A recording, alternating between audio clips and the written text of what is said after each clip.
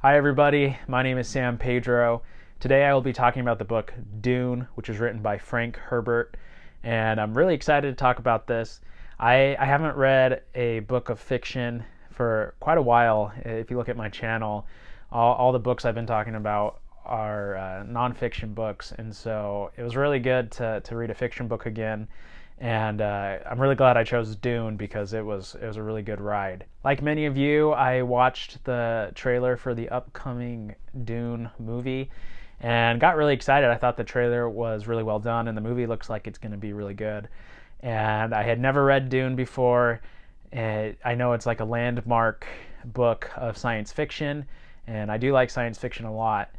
And so I don't know why I've never read it before. So I decided I was going to read it before the movie comes out, and yeah, I was blown away. I wanted to find a nice hardcover of the book, but I could only find this paperback.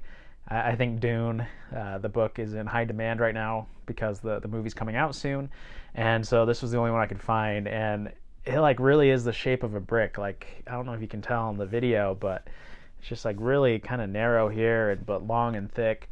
But I actually like it. I like the artwork of this novel, and it wasn't really a pain reading through this kind of oddly shaped book. Dune was first published in 1965, and I believe there are 6 original books now in this Dune saga. So I do plan on reading those ones as well. In this review, I'm not going to focus too much on the plot, so I'm not going to give any spoilers away. And in some ways, it's kind of hard to summarize the plot without giving a spoiler away. Dune is set in this universe that has these houses, these great houses that are kind of like royal families, but on a large scale. And it focuses on a boy named Paul who belongs to one of these families, and kind of their rivalry between another house, I guess. And all of it takes place on this desert planet, which is called Arrakis, or also known as Dune. It's pretty uninhabitable. It's a desert. There's sand. There's these huge sandstorms, dust storms, and there's also creatures that are there as well. It's a very barren planet and not the easiest place to live. So the people that do live there, it talks about their struggles. There's almost no water. There are creatures native to Dune that make life hard. And then these storms I mentioned. The reason that people even live there is something called spice or melange, and this spice is one of the most sought after resources in this universe of Dune because it allows them to do certain things. And so all the corporations, all the houses are focused on the spice that Arrakis, the planet Arrakis, has. And it's the only place in the universe where this resource is to be found. So that's just a really basic introduction to kind of the setting of the Dune world, and a lot happens. But what I really want to talk about more are the parts that I really liked and really why I was so drawn into this story. First, I want to talk about the detail and the depth of Dune. I was blown away, and we hear about this concept of world building in the fantasy and science fiction realm, you know, where these authors of these books are able to build this universe or this world and give it detail where you feel like you can almost step into it. And I don't know if I've read another book that does this so well. So Frank Herbert, he was able to just immediately put me into this universe of Dune, where I could feel the characters, I could feel the religion and the beliefs and the culture on such a very detailed level. One way he accomplishes this is he has characters within the book encounter new worlds or new situations which require them to learn more about this new situation or this new area. So for example, the family I mentioned, they are going to Arrakis and they've never lived there and they've never been there, and so as part of their journey to get there, they learn more about it. They have other people talk to them who are experts on this planet to teach them more about it. And so I find that situation often in this book where you learn with the characters about their environment. And that really helped me get into the shoes of the character, but also within the broader scope of the whole universe. So I really enjoyed that part of Dune. Another big part of Dune is the culture and the religion. And so Frank Herbert had a lot to say about religion in this book. And there's different sects or beliefs of religion that have really deep and detailed histories. And so you see that coming up again and again.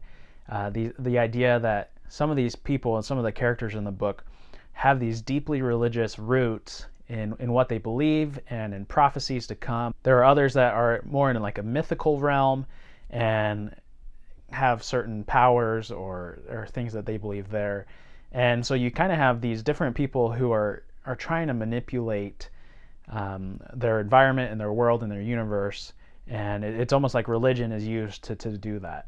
And where I like it the most in the book is on the desert planet.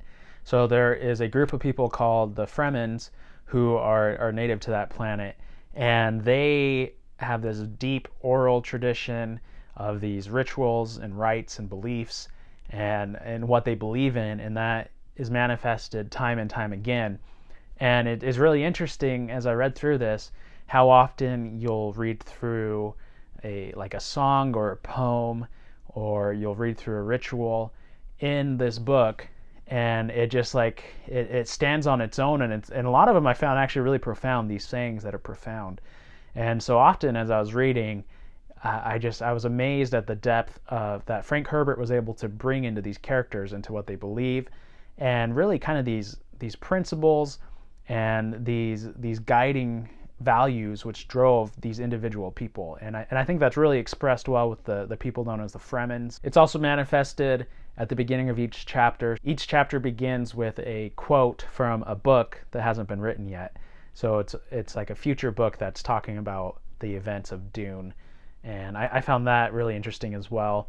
The book also has a couple of appendices that talk about the belief and culture of the universe.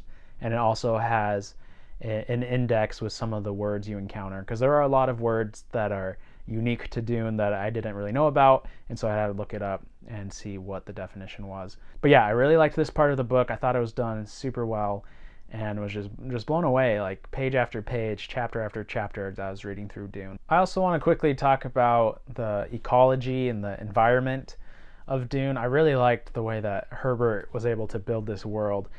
And so Dune itself, you get so much detail about this planet and how everything works together and everything affects something else.